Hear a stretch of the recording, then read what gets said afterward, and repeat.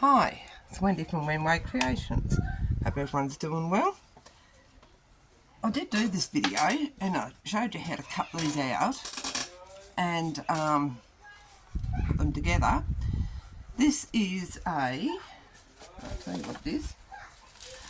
I will put all the details in my description. It's from Polka Art Studio and it's a Vintage Library double folding journal. So you use your very sturdy cardboard.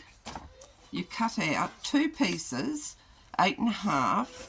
Mine are 8.5 by 6 because I have wide signatures. You cut two of those, front and back, and then you have your main spine, which is 2 inches by 8.5.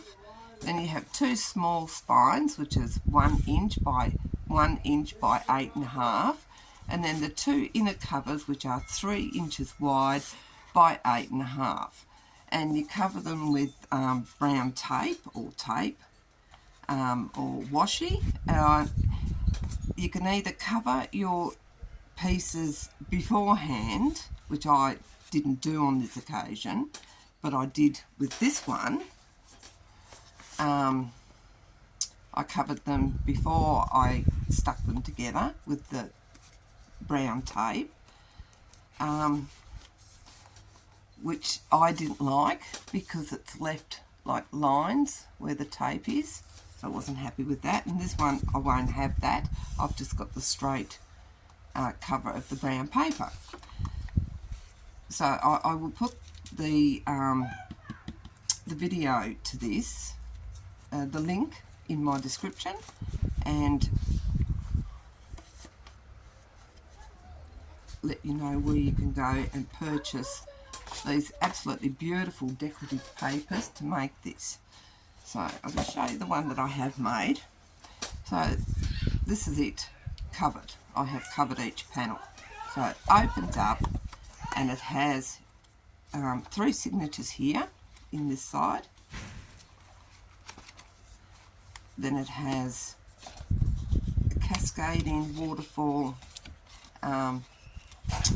bit on this side that you can put things on. Are you doing a video? Yes.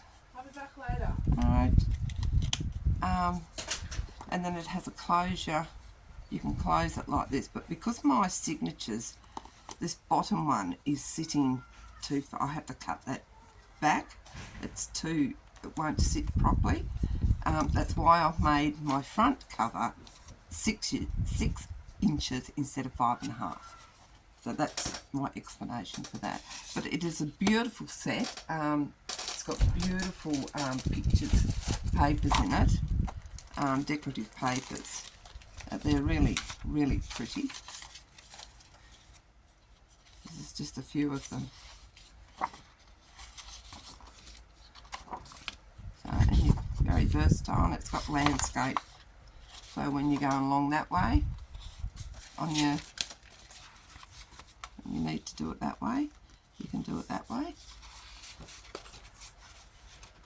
or you can do it the landscape way, and that will cover like the whole front of it. And I didn't use that one. Oh, it's pretty.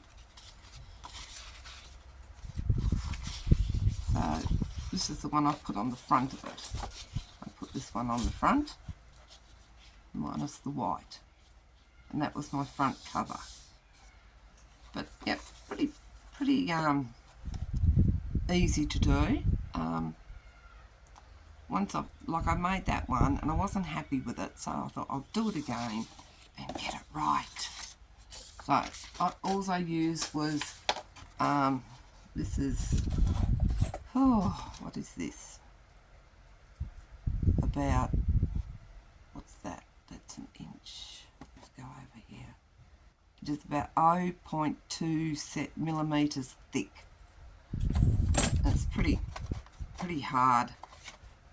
And then I just use brown paper that I've flattened out from Amazon deliveries to cover the base. And then you use your decorative papers to cover it with and make your signatures out of. So I just made my signatures out of some of the pages, and I just added a few bits and pieces of my own, printed them on the back, covered them on the back with some of Angela Kerr's lace patterns. But I don't like having to cut mine. See how uneven that all is there? Because I use the craft knife and a ruler, and I haven't got it straight. I'm not happy with it, so I'm doing it again. That's why I'm doing a video on it, and because I just love the papers. They're so pretty. If you're a book lover, you'll understand where I'm coming from. So, yep, and then that closes with a magnet. You can close it with a magnet, like I said. This is closed with a magnet. This has got a magnet in it. That closes with a magnet. It's got magnets underneath the paper there, and underneath, in between the clock and the paper there, to hold all the waterfall in. So, yeah, really interesting, different idea rather than just your normal average junk journal with your 3 signatures. You've got that added bit with the waterfall pages. So I will link everything in underneath my description, where to go to get if you want to print up these digitals. So have fun, show me what you make, and thanks for watching me. Catch you on the next one.